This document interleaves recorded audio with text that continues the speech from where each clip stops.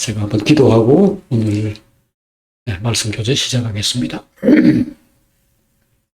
하나님, 더운 여름도 지나가고 이제 또 선선한 가을이 왔고 또 얼마 있으면은 추운 겨울이 오고 또 한 해가 다 갈 것 같습니다. 저희들이 인생도 굉장히 치열하고 바쁘고 정신없이 뭔가를 하는 것 같아도 그 사이에 시간은 흐르고 주님 앞에 설 날이 다가온다는 것을 생각합니다. 그런 거로 아직도 힘이 있고 아직도 뭔가를 할 수 있을 때 주님을 생각하고 주님과의 사랑을 도모하고 영원히 남는 것, 영원히 사라지지 않는 것을 힘써서 추구하고 하늘로부터 오는 기쁨으로 충만한 그런 인생을 살기를 원합니다.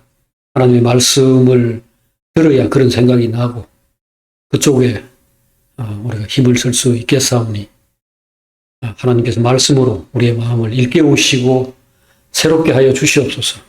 앞에 이미 어떤 사람들이 70년이나 100년이나 인생을 살다가 갔고 그런 사람들의 역사를 기록으로 남겨서 오늘 저희들에게 교훈이 되고 길이 되고 빛이 되고 등이 되도록 하나님께서 해주셨으니 오늘 우리가 말씀을 상고합니다. 이런 말씀을 상고하는 가운데서 인생의 지혜를 얻고 영생으로 힘써서 나아갈 수 있도록 힘을 얻게 해주시옵소서.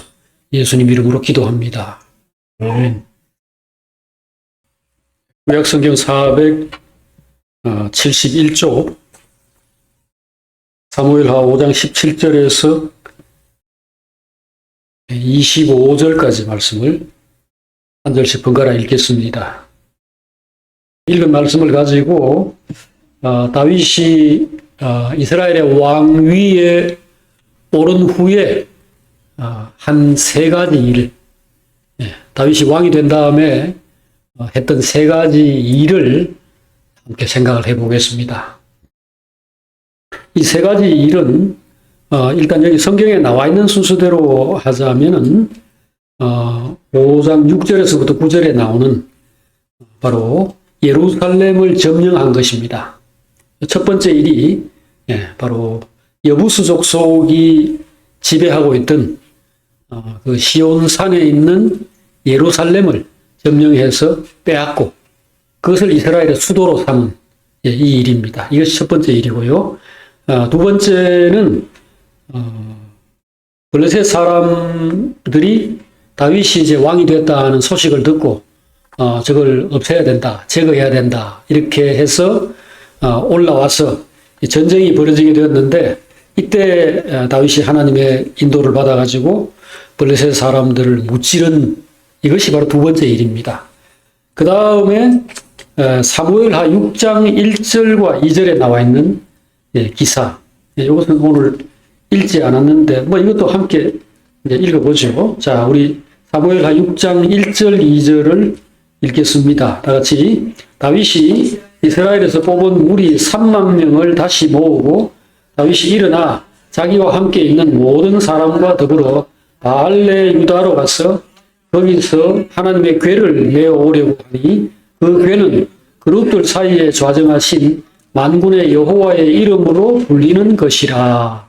자, 다윗이 한 세 번째 일은 바로 오래도록 방치되어 있던 그 바알레 유다라고 하는 곳. 이게 옛날 이름은 이제 기럇 여아림이라고 하는 곳인데 거기에 그냥 내버려져 있던 그 언약궤, 법궤를 이제 새롭게 이스라엘의 수도로 삼은 예루살렘으로 모셔오는, 가지고 오는 그 일이었습니다.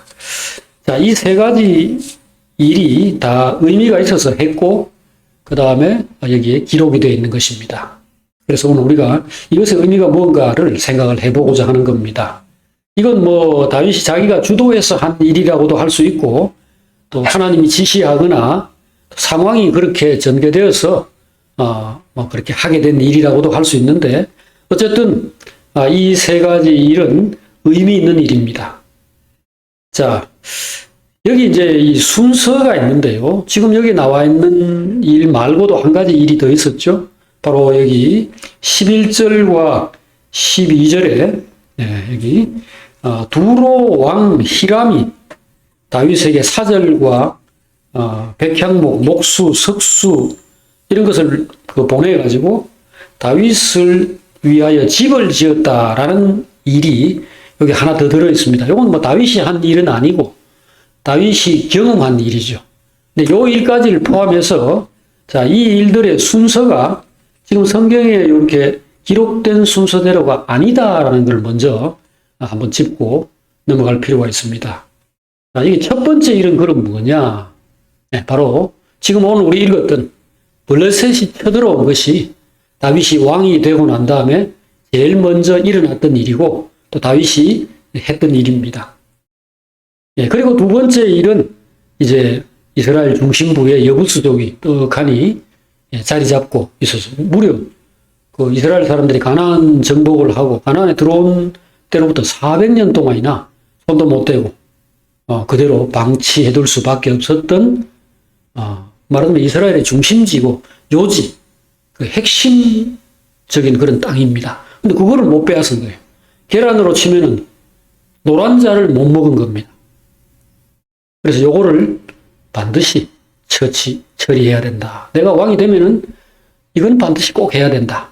그렇게 생각을 했고 이제 실행한 것이 이 두 번째 일입니다. 그 다음이 이제 발레 유다에 70년 동안 방치되어 있던 하나님의 언약궤를 이스라엘 수도로 이제 새롭게 만든 예루살렘으로 모시고 오는 일. 이것이 세 번째로 이루어진 겁니다. 그러면 중간에 나와 있는 한 가지 일이 빠졌는데요. 바로 두로 왕 히람이 다윗을 위해서 집을 지어 주었다 하는 이 얘기는 언제 있었던 일인가? 이것은 굉장히 오랜 후에, 긴 세월이 지난 후에 있었던 일입니다. 왜냐하면은 열왕기하 9장에 그 솔로몬이 왕이 되고 난 다음에 20년 되던 해에 13년 동안 궁전 짓고 7년 동안 성전을 지어서 20년이 지난 다음에 역사를 기록한 게 나와 있습니다. 그 역사를 보면은 그때 이 13년간의 그 궁궐을 짓는 것이나 7년간의 성전을 짓는 데 필요한 백향목이나 돌이나 온갖 종류의 그 귀한 재료들을 바로 지금 여기 나와 있는 이분 두로 왕 히람이 됐다는 겁니다. 그러니까 공짜로 한 건 아니고 나중에 보니까 어떤 유대의 마을 20개를 주었다. 근데 그게 산악지대에 있는 좀 마음에 안 드는 데를 주어가지고 뭐 이런 걸 주냐 하는 불평을 했다라는 내용이 그 열왕기하 9장에 나와 있어요. 그러니까 지금 솔로몬이 왕되고 20년 후에 히람이 이런 선물들을 한 겁니다. 근데 지금 여기 나와 있는 건 뭡니까? 다윗이 등극하자마자 지금 이런 선물을 한 것처럼 기록을 해놨죠. 그런데 그러면 히람이라는 사람이 뭐 다윗 초기부터 왕노릇 하다가 솔로몬 20년 되었을 때도 또 그거 하면 되지 않느냐 하면 되는데 역사가가 적어놓은 내용을 보면은 그게 불가능하다는 겁니다. 이 두로 왕 히람, 열왕기에는 후람이라고 되어 있어요. 후람이나 히람이나 같은 사람인데 이 사람은 34년간 왕노릇을 했고 그 다음에 53세에 죽었다고 유대 그 가장 유명한 역사가 요세푸스라는 사람이 있는데 그분이 그 책에다 역사책에다 그걸 적어놨어요. 그러니까 53세에 죽은 사람이고 34년 동안 왕을 했던 사람입니다. 근데 다윗이 왕노릇을 시작한 이때부터 솔로몬이 왕위에 있은 지 20년 되는 해까지는 53년입니다. 53년. 그러니까 다윗이 전체 이스라엘의 왕이 된 게 37살 때죠. 그로부터 33년 6개월을 왕으로 있었다고 했습니다. 그래서 70세에 죽었죠. 그리고 솔로몬이 왕위를 이어받고 20년 지났단 말이죠. 그럼 이게 몇 년이에요? 33년에다가 20년이니까 이거 53년이죠. 그러면 이 양반이 뱃속에 있을 때 아니면은 태어났을 때 다윗에게 집을 선물을 해줘야 되는 꼴이 되는데 그거 불가능하죠. 그러니까 이것이 굉장히 후반기에 적어도 이 사람이 한 20몇 살, 30몇 살 됐을 때 그런 선물을 했다고 치더라도 이것은 다윗의 통치 기간으로 치면은 후반기에, 말기에 이루어진 일입니다. 근데 이걸 여기다 왜 이렇게 중간에다가, 앞에다가 갖다 놨느냐. 이게 모두, 다윗이 하나님의 인도를 받고, 하나님 지시를 받고, 또 하나님을 사랑하는 마음으로, 그동안, 이렇게 헌신을 하고, 이런 것을, 하나님이 물론 알고 인정하시고 사랑하고 축복하고, 그건 뭐 말할 필요도 없고, 주변에 있는 나라들도 다 보고, 느끼고, 알아서 기었다. 그거를 말하기 위해서 이 사실은 후반기에 있었던 일인데 두로 왕 히람이 다윗에게 집을 지어 주었다. 여러분 애인도 아닌데 집 사주고 차 사주고 이런 걸 왜 하겠습니까? 이건 또 다윗 개인을 보고 한 게 아닙니다. 나라 대 나라인데 이게 결국은 이스라엘이 참 이 주변에 어떤 나라들보다 영광스럽고 강하고 위대한 나라구나 이런 것을 어떤 사람들이 보고 깨달았다.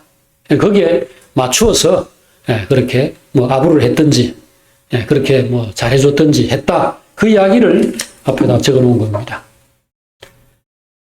자, 요거 말고 요거는 이제 뭐 다윗이 한 일은 아니고요. 아까 말씀드렸듯이 다윗이 그냥 경험했던 일입니다. 근데 다윗이 한 세 가지 일 이것은 모두 나라를 정비하고 이스라엘을 새롭게 하고자 하는 차원에서 한 일입니다. 그러니까 이 모든 일들은 모두 하나님과 관련된 것이고 신앙과 관련된 것이에요. 그래서 여러분과 제가 오늘 이걸 공부하는 그 의미가 있는 겁니다. 왜?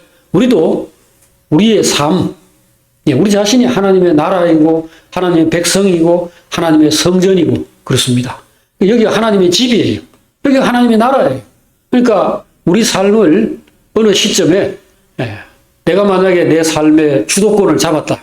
지금까지 내가 부모 밑에서 뭐 아기로 이렇게 그냥 관리받고 지도받는 입장에 있었는데 이제 내가 청년이 되었다. 내가 이제 내 인생을 내가 내 뜻대로 이제 열어갈 수 있게 되었다. 그러면은 다윗이 왕위에 오른 것처럼 생각을 하고 내가 이제 이 나라를 하나님 중심으로 새롭게 하겠다. 그런 결심을 할 수 있죠. 그렇게 해야 됩니다. 그래서 우리가 그럴 때 뭐 하느냐? 그럴 때 내가 이제 뭐 결혼을 했다. 가정을 어떻게 꾸릴 것인가? 또 내가 사회인이 되었다. 앞으로 어떤 식으로 내가 직장 생활을 하고 사회생활을 할 건가? 할 때 이게 도움이 되겠죠. 자, 다윗이 한 일은 하나님과 관련된 일들이었다. 신앙적인 일이었다.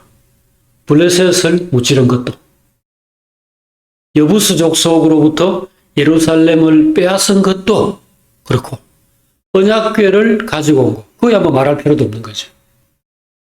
자, 이것을 우리가 오늘 이제 하나씩 살펴보도록 하겠습니다. 자, 블레셋은 우선 이스라엘의 그 굉장히 오래된 숙적이었죠. 참 그야말로 옆구리를 쑤시는 이런 가시.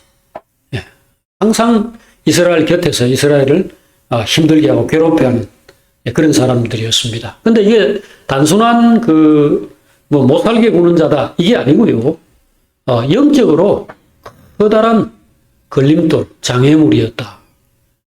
이것이 바로 사탄의 도구, 죄를 짓도록 유혹하고 그 죄악 세계로 끌어당기는 그런 역할을 해왔다라는 게 문제입니다. 그들의 종교, 그들의 신앙이죠. 귀신들을 섬기고 하는 이런 것들과 거기에 이제 따른 문화, 이게 이스라엘에 큰 영향을 미쳤다는 겁니다. 그래서 다윗은 그걸 노리고 있었던 겁니다. 저걸 반드시 제거해야 된다. 저 사람들이 더 이상 이스라엘 안에 이런 악하고 더럽고 이렇게 일그러진 이런 문화, 이런 삶을 다시 자극하고 촉발하지 못하도록 어떻게든지 내가 저걸 처리해야 된다. 이 생각을 가지고 있었던 겁니다. 아니나 다를까 다윗이 왕이 되었다고 그 소식을 듣자마자 이 사람들이 올라왔습니다. 그러니까 안 그래도 내가 만나고 싶었는데, 안 그래도 내가 손 좀 봐주고 싶었는데 이 사람들이 올라왔습니다. 올라왔는데 얼마나 올라왔는가? 그리고 지금 17절에 보니까 다 올라왔다. 자, 이 아주 짧은 한 구절인데, 이스라엘이 다윗에게 기름을 부어 이스라엘 왕으로 삼았다함을 블레셋 사람들이 듣고, 자, 그 다음 요 뒤에 나오는 문장을 주시하십시오.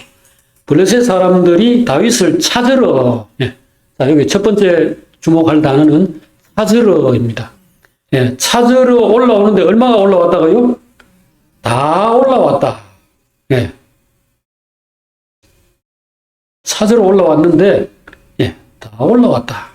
자, 이게 다윗을 찾으러 왔으면 뭐 사람 몇 명 보내가지고 풍신소 뭐 직원 몇 명 보내가지고 다윗 어디 있노 하고 찾으면 될 것 같은 분위기인데 다 올라가기는 왜 다 올라옵니까? 자, 우선 다윗을 찾으러 왔다라는 것은 다윗이 지금 어디 있는지를 모른다는 겁니다. 어디 있는지를 모르니까 전국을 다 뒤져서라도 다윗을 잡겠다라는 겁니다. 이게 지금 남의 나라인데, 북한에서 뭐 예를 들어 저를 잡으러 왔다. 그 지금 어디 사는지 모르겠다. 그 전국에다 사람을 군대를 다 풀어가지고 잡겠다. 이게 얼마나 무리한 일이 되겠습니까? 또 왜 그렇게까지 해야 되나 하는 것도 결국 묻게 되고요. 이것은 결국 블레셋 사람들이 다윗을 얼마나 두려워했는가를 보여주는 겁니다. 찾는다라는 건 이 사람이 지금 어디 있는지를 몰라서 이런 건데요. 이건 바로 앞에 나와 있던 그 여부스 족속을 쳐부수고 예루살렘을 빼앗아서 그걸 다윗 성으로 삼고 다윗이 거기에 머무르게 되었다라는 기사가 요 앞에 나와 있는데 이게 이때 이루어진 일이 아니라는 걸 말해주는 겁니다. 이때 이미 만약에 다윗이 다윗성이라고 이름한 7절에 나와 있죠. 다윗성이라고 이름한 예루살렘의 수도를 삼아가지고 거기에 머물고 있었다면 블레셋 사람들이 그리 쳐들어왔지. 왜 르비딤 골짜기에다가 진을 쳤으며 찾으러 왔다라고 말할 필요가 뭐 있겠습니까? 그러니까 이때는 아직까지 예루살렘을 빼앗기 전이다라는 것을 말해주는 것이고요. 어쨌든 뭐 다윗이 굉장히 무섭다는 겁니다. 뭐 때문에 그래 무서워했을까요? 다윗을 왜 이렇게 왕 되었으면 뭐 축하 사절을 보내든지 아니면 가만히 있든지 뭐 그 정도 하면 될 일인데 다윗이 자기들한테 뭐 지금 전쟁을 걸었습니까? 뭘 했습니까? 얼마 전까지 다윗은 사실 몇 년 전까지 지금 여기 7년 반 전에 30살 되기 전에 블레셋에 있었죠. 블레셋에 머물고 있었어요. 그 블레셋 왕 그랄 왕 아기스 밑에서 신세도 지고 있었습니다. 그리고 그때 굉장히 충실하고 그 다윗을 상당히 신뢰했어요. 좋아했어요. 근데 지금 여기서 왜 이렇게 전국을 뒤져서라도 이놈은 그냥 두면 안 된다. 기어이 잡아야 되겠다. 왜 그랬을까요? 사람이 무섭다는 거는요. 골리앗처럼 덩치가 크고 막 용맹하고 앞도 뒤도 안 가리고 저돌적으로 그렇게 싸움 잘하는 걸로 되지 않습니다. 진짜 무서운 것은 첫째는 신의 힘을 얻고 있어야 됩니다. 이 사람들이 그동안 본 것은 저 조그마한 어린애가 우리의 이 골리앗 장군을 어떻게 물리쳤을까? 그때 성경에 그 자세히 기록을 해놨죠. 사무엘상에 보면은 골리앗을 무찌를 때 너는 너의 신의 이름으로 나왔지만 나는 여호와 하나님의 이름으로 나간다 하면서 달려든 겁니다. 고대 사회, 뭐 지금도 마찬가지예요. 사실 지금도 뭐 시대가 달라져서 그 섬기는 신의 형태가 다르다 뿐이지 지금도 사람들은 자기들의 신을 다 가지고 있고 그것을 의지하고 있습니다. 지금은 과학기술, 무슨 군사력, 그런 거를 의지할지 모르겠습니다만은, 예, 옛날에는 다 그들이 섬기는 신을 의지했죠. 그래서 블레셋에 있어서 제일 중요한 것은 블레셋의 신입니다. 그 다음에 이스라엘에서 제일 중요한 것은 바로 여호와라는 신, 하나님이죠. 근데 블레셋 사람들은 확실히 이것을 보았습니다. 다윗이라는 사람은 신과 철저하게 연결되어 있는 사람이다. 저 사람은 어디에 있든지 자기 하나님께 기도하고 자기 하나님을 두려워하고 자기 하나님께 복종하는 사람이다. 요거를 알았고요. 그 다음에 그 뒤에 저 다윗이라는 놈 뒤에 붙어있는 저 신이 만만치 않다. 정말 무섭다. 이스라엘의 하나님을 이 사람들이 두려워한 겁니다. 블레셋 사람들이 언약궤를 빼앗아서 자기네 신전에 갖다 놓았다는 기사 우리 전에 공부한 적 있죠? 사무엘상 4장에 보면은 엘라 전투 때 그 블레셋 사람들이 이스라엘 사람들이 메고 온 언약궤를 뺏어가지고 자기네 그 다곤이라고 하는 그 신전에 갖다 놨죠. 그런데 그 다곤이 신상이죠. 우상이 쓰러져가지고 목이 부러지고 팔다리가 부러지고 그리고 온 나라에 이거 재수 없다 이러면서 결국은 도로 돌려주자 할 때까지 여기저기 갖다 놓았는데 갖다 놓는 데마다 다 신전이 있는 곳입니다. 그런데 거기에 신이 다 부서지는 건 물론이고 전염병이 돌고 진짜 재수 없는 물건이 되었다는 거죠. 그래서 이 신은 우리가 함부로 건드릴 신이 못 되는구나 해서 이렇게 여호와 하나님에 대해서 어느 정도 알게 된 그런 체험이 있죠. 근데 그 신과 그 신에게 철저하게 붙어 있는 그 신을 섬기는 신앙으로 똘똘 뭉쳐 있는 이 다윗이라는 사람은 보통 사람이 아니다. 그래서 이것은 반드시 제거해야 된다. 이게 누구의 생각일 것 같습니까, 여러분? 이 생각, 이 블레셋 사람들의 생각인데, 그래서 지금 다 올라온 거예요. 다윗을 찾으러 다 올라왔는데, 그런 두려움, 그런 생각이 어디서 왔을까요? 당연히 하나님의 대적인 사탄에게서 왔죠. 마귀의 생각입니다. 그래서 어떤 대가를 치르더라도 이 다윗은 죽여야 한다. 다윗을 두려워하는 겁니다. 그래서 다 올라왔다. 다 올라왔는데 잘 올라왔네요.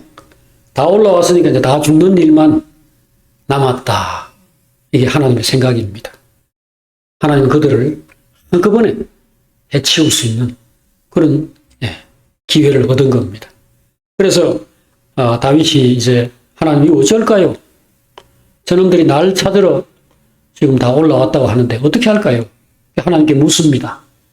그런데 하나님이 나가라 그랬죠. 가서 싸워라. 싸우면 이길 수 있는가도 물었습니다. 그럴 때 하나님께서 내가 그들을 네 손에 다 넘겨주겠다라고 말씀을 하셨습니다. 그래서 다윗이 나가서 블레셋과 싸웠죠. 이게 그 전쟁이라는 건 어차피 벌어지면 하는 수밖에 없는데, 그 전쟁을 그냥 한 거다. 이렇게 생각을 할 수 있지만 그렇지 않습니다. 여기 지금 사실 이스라엘은 전쟁할 형편이 안 됩니다. 블레셋이 항상 이겼고, 블레셋 때문에 이 이스라엘 나라에 전에 우리 봤지만 사울 시대에 칼 한 자루가 없었어요. 왕이 가지고 있는 칼, 그 다음에 왕자인 요나단이 칼 한 자루 들고 있는 거, 그거를 부하하고 자기하고 둘이서 번갈아 들고 다니는 이 형편이었죠. 왜? 칼을 모조리 다 뺏어가 버렸으니까. 그 농기구밖에 없었는데 쇠조각이라고는 그 꽃괭이, 삽이다, 낫이다. 이거는 만약에 쓰다가 이렇게 낡아지면은 블레셋으로 가가지고 거기서 대장장이들에게 버려가지고 다시 가지고 왔다. 이렇게 기록이 되어 있습니다. 그러니까 이 정도로 형편이 어려운 나라에서 그동안에 뭐 분발해가지고 좀 상황이 좋아졌다 하더라도 쉽사리 나가서 그들과 싸운다? 안 됩니다. 사울이 우선 길보아 전투에서 죽임을 당했잖아요. 그 몇 년 전이지만 사울과 그 아들들이 다 죽었잖아요. 블레셋은 절대로 그 만만한 나라가 아닙니다. 근데 다윗이 뭐 왕위에 올랐다 해가지고 백성들이 뭐 용사로 다 변합니까? 그래서 이 상황은 지금 다윗이 기도할 만해요. 하나님 가서 싸울까요? 싸우면 이길 수 있을까요? 물을 만한 상황입니다. 그런데 하나님이 나가셔서 결국은 그들을 도우심으로써 블레셋 군대를 격파했죠. 얼마나 강력하게 공격하고 그 패배시켰는지 여기 한 기사가 있죠. 자, 여기에 20절, 21절. 자, 여기를 보면은 이 다윗이 바알브라심이라는 곳에서 그들을 치고 그 지역 이름을 그렇게 붙였다고 했습니다. 바알브라심이 뭐냐? 흩으신 하나님, 흩으신 주님이다. 이런 뜻입니다. 그러니까 주님이 이들을 적들을 흩으셨다. 바알이라는 말은 주라는 뜻입니다. 영어로 로드라고 그 바알인데 그래서 그 이방인들이 바알 신을 섬겼다고 그러죠. 그 바알이라는 것은 주님이라는 뜻입니다. 그래서 이게 바알브라심이란 말은 하나님이 적들을 멋지게 다 격퇴시켰다 이런 뜻입니다. 그런데 그 뒤에 어떤 일이 있었는가? 21절에 보니까 블레셋 사람들이 그들의 우상을 버렸으므로 다윗과 부하들이 치웠다라고 했죠.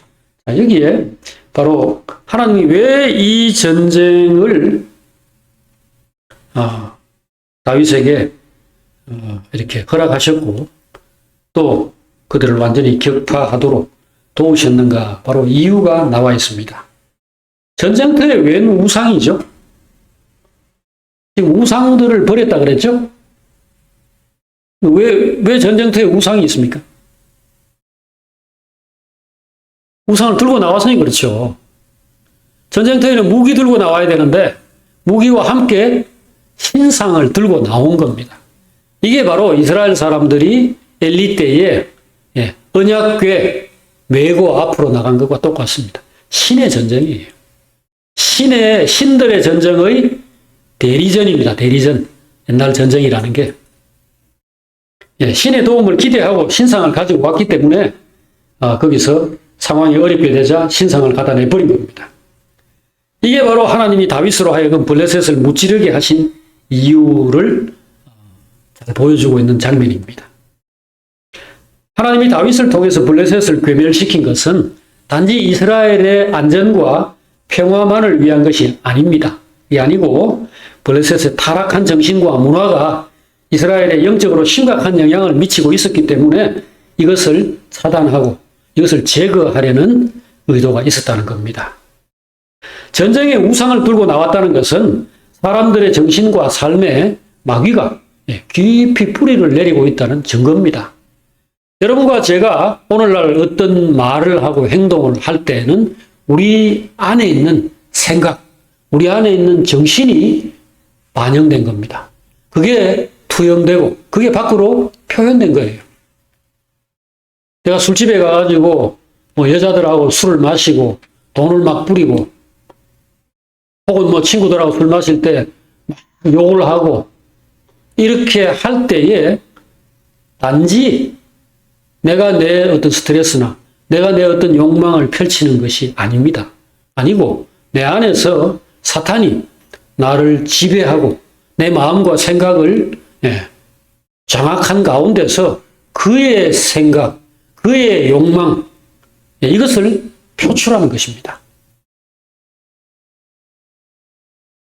우리는 직장에서 이렇게 스트레스 받은 사람들이 상사에게 스트레스 받겠죠. 아무래도 이 사람들이 혹은 자기 밑에 부하들로부터 스트레스를 받는 경우도 있어요. 누가 참 말을 안 듣는다, 괴롭다, 때려주고 싶다. 그런 생각을 뭐 술자리에서 또 털어놓을 수도 있겠죠. 근데 이것은 다 뭡니까? 내가 충분히 존경을 받고 존중받지 못하고 있다는 걸 나타내는 겁니다. 자, 이 자녀들은 부모를 아마 욕할 겁니다. 친구들 모이면 우리 엄마는 어쩌고 우리 아빠는 어쩌고 그렇게 불만스러운 걸 욕을 하고 선생님들을 욕을 하겠죠. 자, 이건 뭡니까? 내가 충분한 영광과 충분한 사랑을 받고 있다고 생각을 하지 않고 있는 겁니다. 실제로 그럴 수도 있어요. 실제 상황이 또 그래 하니까요. 하지만 사람은 어느 자리에 서든지 만족하지 못합니다. 만족하지 않습니다. 왜?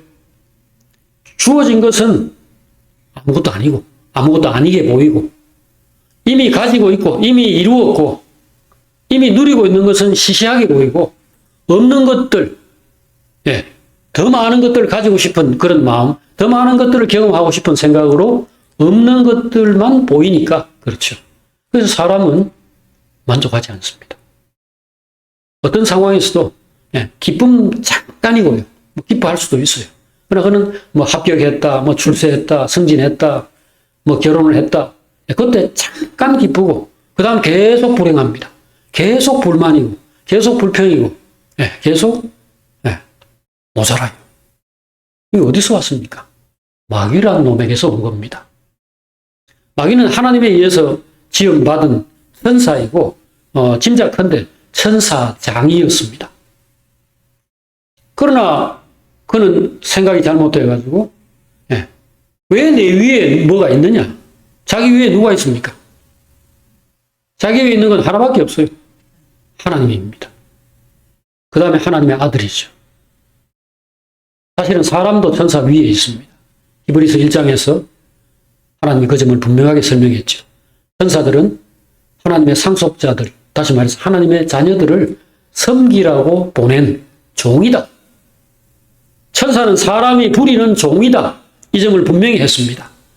그래서 사탄은 하나님을 대적하고 사람을, 하나님의 자녀인 사람을 괴롭히고 죽이려고 작정한 겁니다.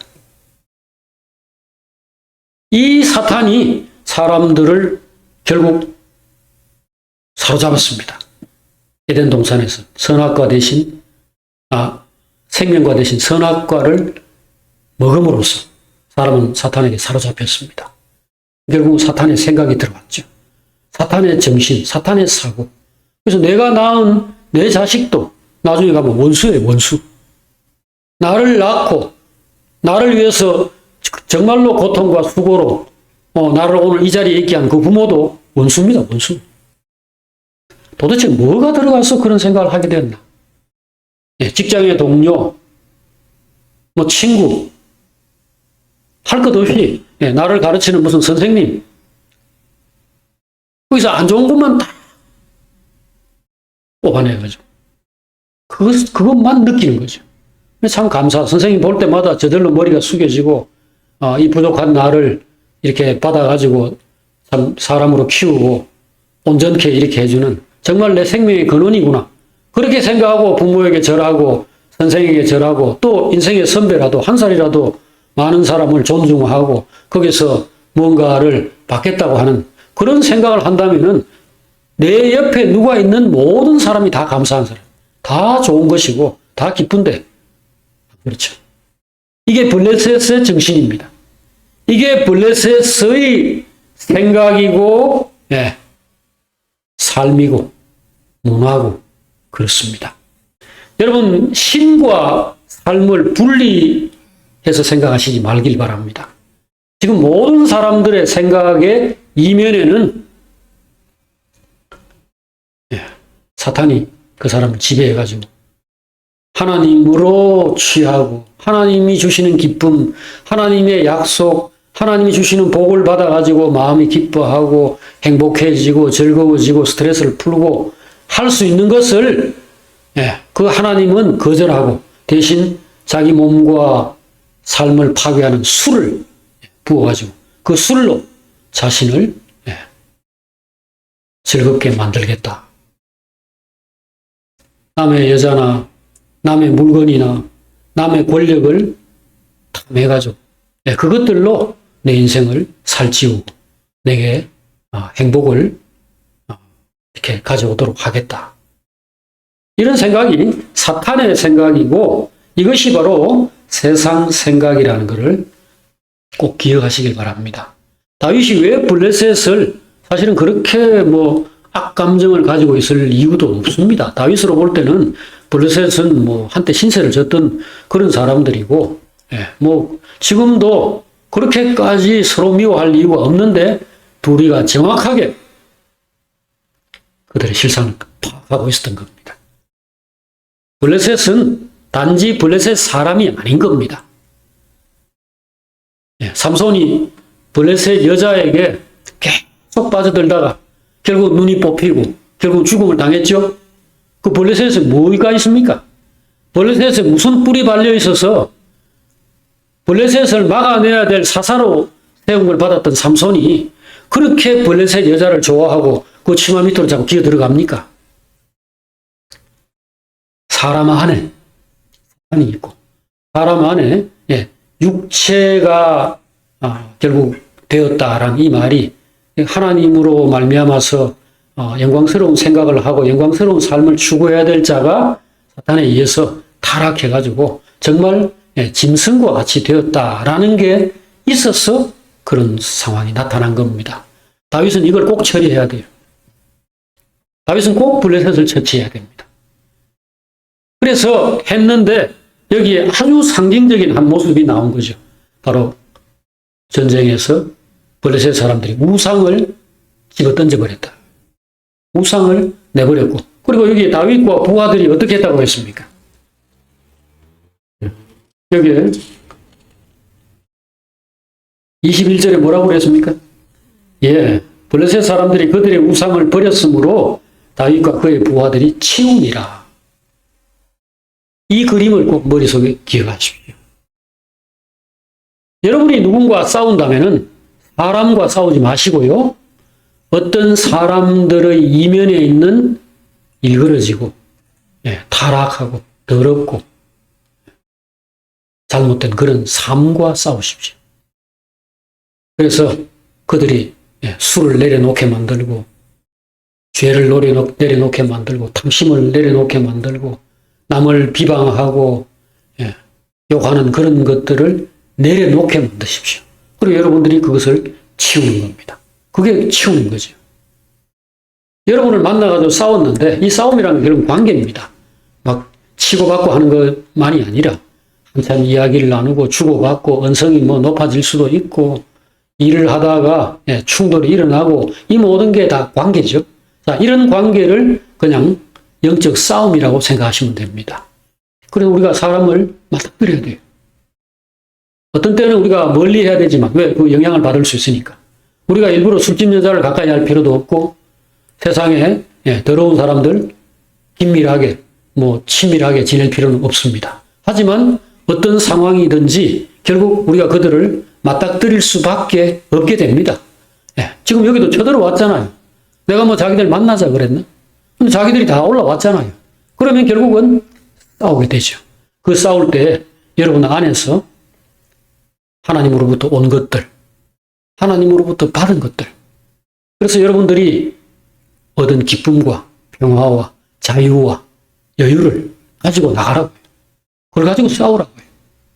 그래서 어떤 사람은 내보다 돈이 10배, 100배나 많은데 내보다 엄청난 벼슬과 명예를 누리고 있는데 나는 아무것도 없는데도 내가 더 받고 내가 더 기쁘고 내가 더 여유롭고 내 속에서 감사와 찬송의 말이 흘러나올 때에 그 사람들은 결국은 지게 되죠. 그건 힘겨루기니까. 싸움이라는 것은 힘으로 하는 겁니다. 힘.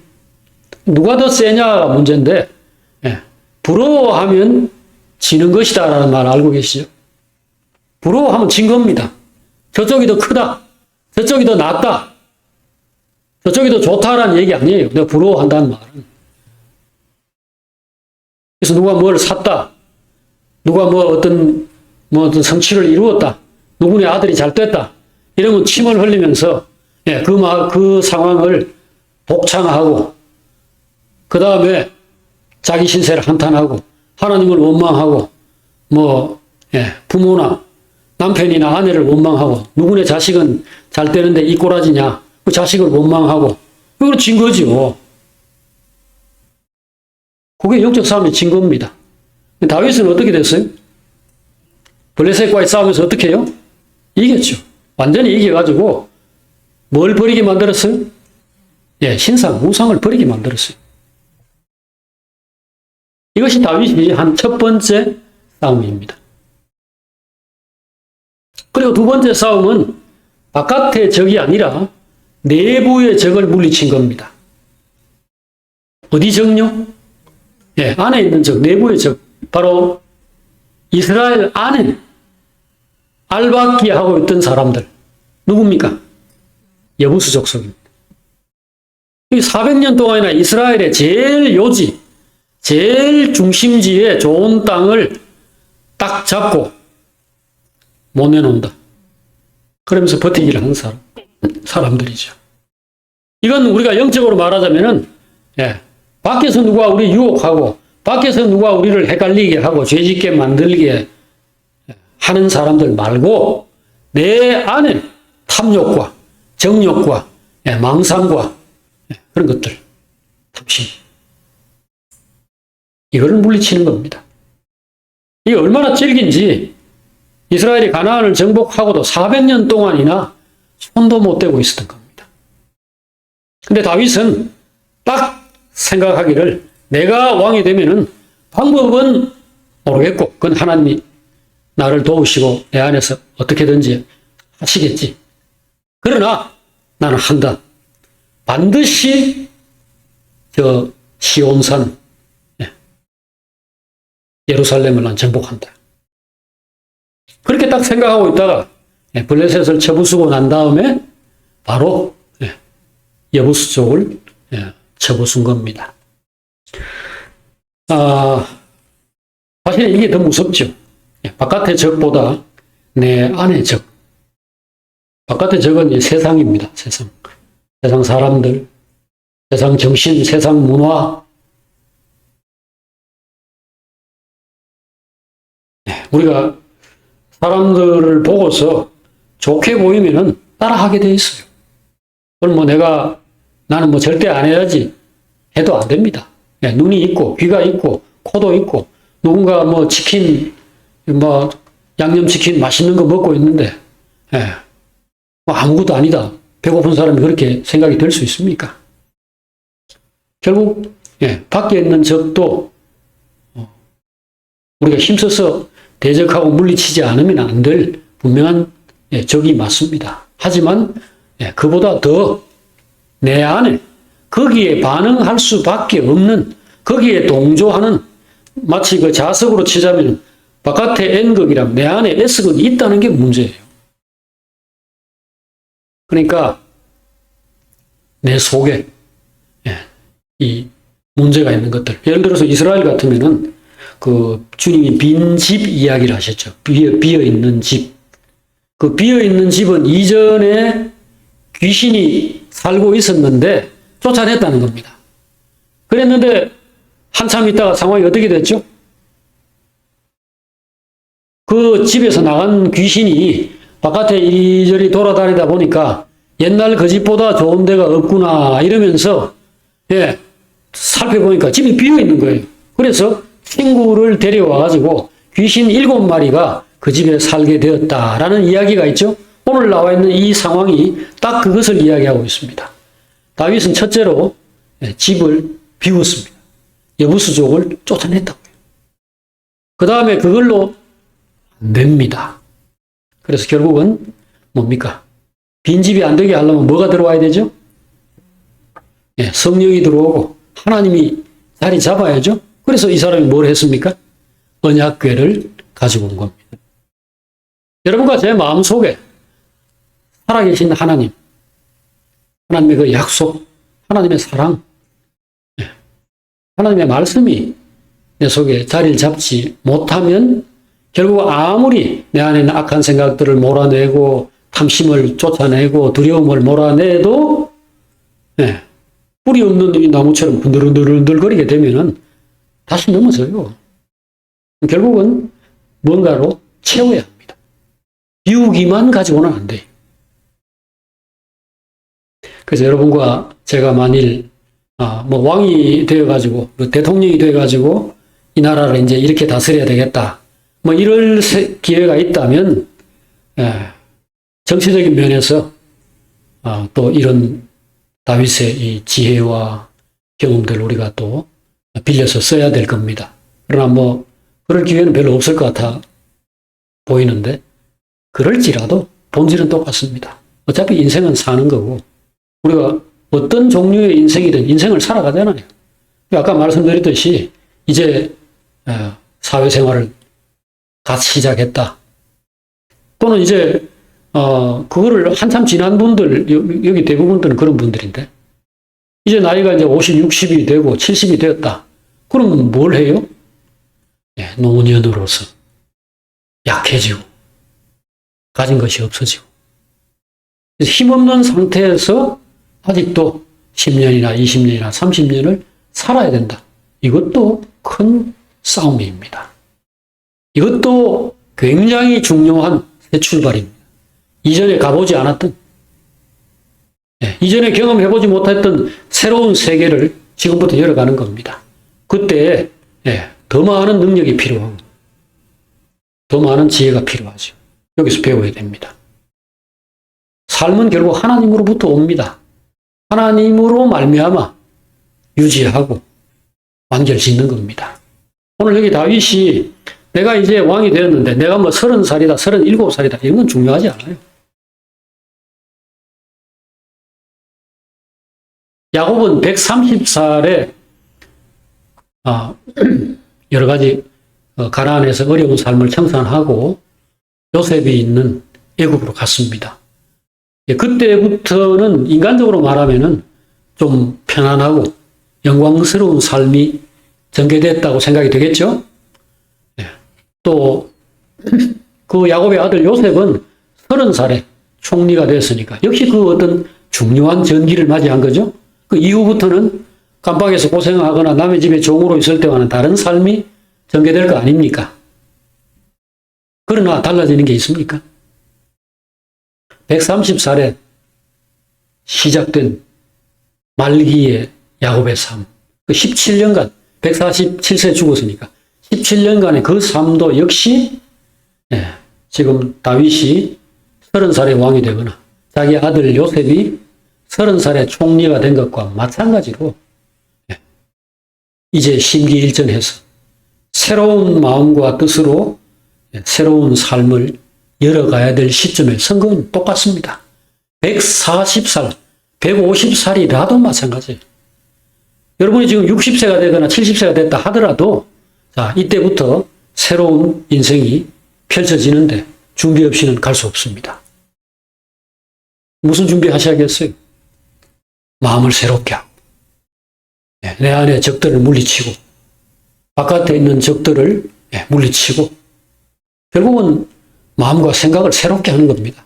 그렇게 하고 하나님 말씀으로 다시 무장하고 그래서 지금 나는 이제 돈도 없고 직장은 퇴직하고 힘은 없고 여기저기 아프고 오라는 데는 병원밖에 없고 그럴지라도 그 자리에서 하나님과 더불어서 영광스러운 삶을 전개해 나갈 수 있습니다. 잊고 걸으셔야 됩니다. 인생은 다윗처럼 하나님과 의논하면서 한 걸음 한 걸음 앞으로 나갈 때 그 숨이 멎는 그 순간까지 항상 더 좋아질 수 있습니다. 더 새롭고 더 나은 삶을 계속 살다가 마침내 영생에 이르게 될 겁니다. 기도하겠습니다. 하나님 아버지, 오늘 다윗이 왕이 된 후에 블레셋 사람들을 격파해서 다시는 이스라엘을 건드리지 못하게 하고 그 다음에 여부스 족속을 무찔러서 그들을 쫓아내고 그들의 그 산성을 빼앗아서 다윗성으로 삼고 예루살렘을 수도로 삼았던 것 그리고 언약궤를 예루살렘으로 가지고 오려고 했던 이 일들을 우리가 오늘 돌아보았습니다. 성령의 인도를 받아서 합당한 그런 행동들을 했다고 생각합니다. 저희들도 저희 인생에서 내부의 적과 외부의 적들과 항상 싸우고 그리고 이기게 해주시옵소서. 그리고 하나님 말씀이 우리 안에 깊숙이 뿌리를 내려서 다시는 귀신이 우리 안으로 들어와 가지고 마음대로 우리 인생을 흔들지 못하도록 하나님께서 역사해 주시옵소서. 예수님 이름으로 기도합니다. 아멘.